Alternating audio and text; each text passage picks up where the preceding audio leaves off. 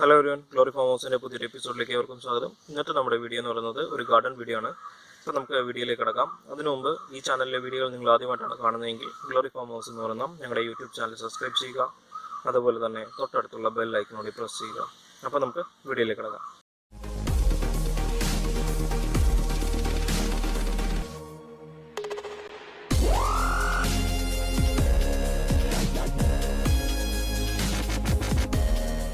അപ്പോൾ നിങ്ങൾ കണ്ടുകൊണ്ടിരിക്കുന്ന ഈ ചെടിയാണ് യൂഫോബിയ എന്ന് പറയുന്നത്.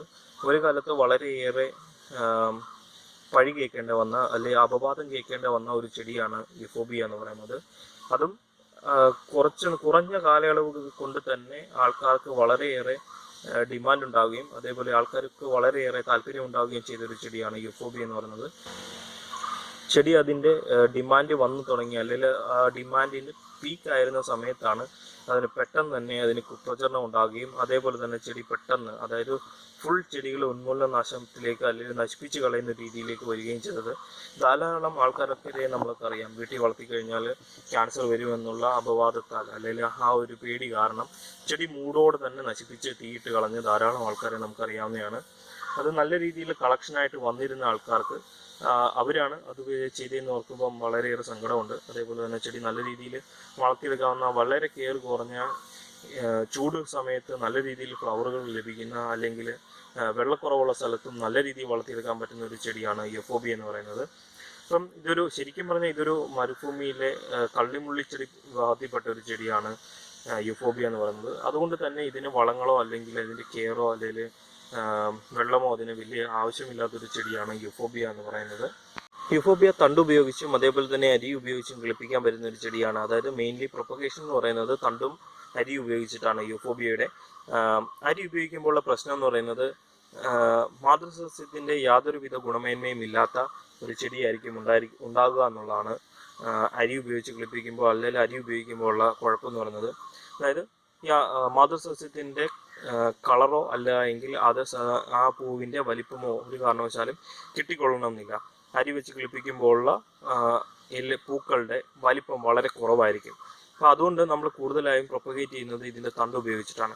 യൂഫോബിയയുടെ തണ്ട് പ്രൊപ്പഗേറ്റ് ചെയ്യുമ്പം അത് നമ്മൾ മണ്ട വെച്ച് കട്ട് ചെയ്തെടുത്ത്, അതായത് ഈ ടോപ്പ് ലെയർ വെച്ചിട്ട് കട്ട് ചെയ്തെടുത്തതിന് ശേഷം ചെടിയുടെ തലപ്പത്തുള്ള മണ്ടയാണ് ഉപയോഗിച്ചാണ് പുതിയ തൈകൾ പ്രൊപ്പഗേറ്റ് ചെയ്യുന്നത്.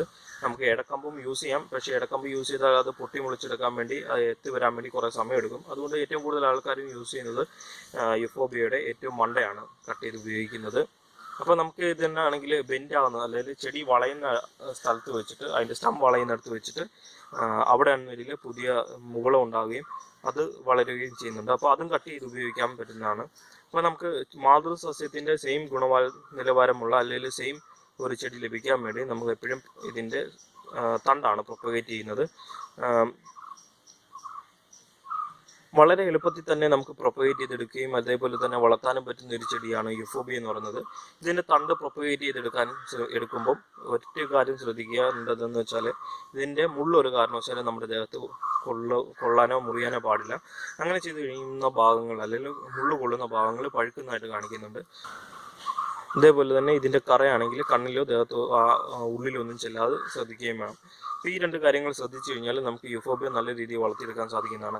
അതേപോലെ തന്നെ ഇതിൻ്റെ സ്റ്റമ്മ് കട്ട് ചെയ്ത് പ്രൊപ്പഗേറ്റ് ചെയ്യാൻ വെക്കുമ്പോൾ ഇത് കട്ട് ചെയ്യുമ്പോൾ തന്നെ ഉണ്ടാകുന്ന കറയോടുകൂടി ഇതിനെ എടുത്ത് മണ്ണിൽ വെക്കരുത്.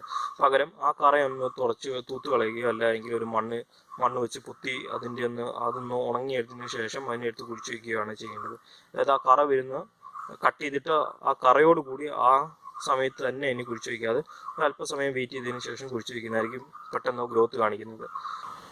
അതേപോലെ തന്നെ വെള്ളത്തിൻ്റെ അളവ് വളരെ കുറച്ച് മതി. കള്ളിമുള്ളിച്ചെടിയാന്നുള്ളത് ഞാൻ ആദ്യം ഞാൻ പറഞ്ഞിരുന്നു. അതുകൊണ്ട് തന്നെ സെയിം അഡീനിയത്തിൻ്റെ സെയിം വെള്ളം നനയാണ് ഇതിനും യൂഫോബിയയ്ക്ക് ആവശ്യമുള്ളത്.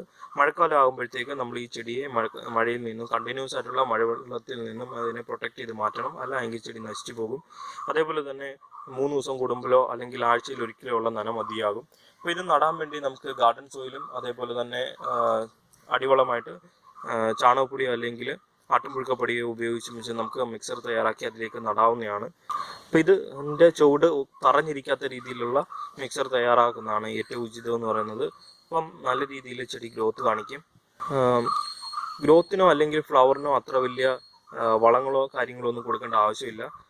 ഗ്രോത്തിനാണെങ്കിൽ നമുക്ക് ജൈവവളമായിട്ടുള്ള ഏത് ഫെർട്ടിലൈസർ വേണമെങ്കിലും നമുക്ക് യൂസ് ചെയ്യാം. അത് ലിക്വിഡ് ഫെർട്ടിലൈസർ ആകുന്നതാണ് കുറച്ചുകൂടി ബെറ്റർ. ലിക്വിഡ് ഫെർട്ടിലൈസർ ആകുമ്പോൾ പെട്ടെന്ന് തന്നെ ചെടി കിളുത്ത് അതിൻ്റെ ഗ്രോത്ത് റിസൾട്ട് പെട്ടെന്ന് തന്നെ കിട്ടും. ഇപ്പോൾ നമുക്ക് ലിക്വിഡ് ഫെർട്ടിലൈസറായിട്ട് ചാണകത്തളി അതേപോലെ തന്നെ ബയോഗ്യാസിൻ്റെ സ്ലറി അല്ലെങ്കിൽ കടലപ്പിണ്ണാക്ക്, വേപ്പിൻ പിണ്ണാക്ക് തുടങ്ങിയവയ്ക്ക് നമുക്ക് ഇതിന് ഉപയോഗിക്കാവുന്നതാണ്. മഴ കഴിഞ്ഞിട്ടുള്ള അല്ലെങ്കിൽ മഴയ്ക്ക് മുമ്പുള്ള ഈ ചൂട് കാലാവസ്ഥയിലാണ് യൂഫോബിയ ധാരാളമായി പൂവുണ്ടാകുന്നത്.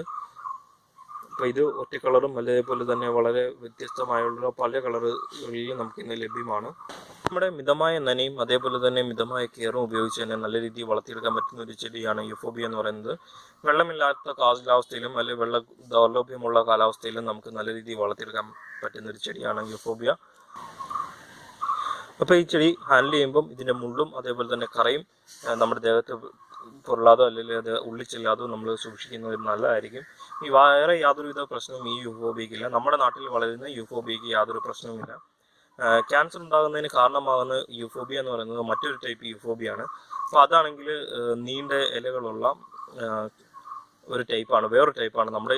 നമ്മുടെ നാട്ടിൽ പുറത്ത് കാണുന്ന അല്ലെങ്കിൽ നമ്മുടെ നേഴ്സറികളിൽ കാണുന്ന ചെടി ആ യൂഫോബിയയിലല്ല ക്യാൻസർ ഉണ്ടാകുന്നത്, അത് മറ്റൊരു ചെടിയാണ്.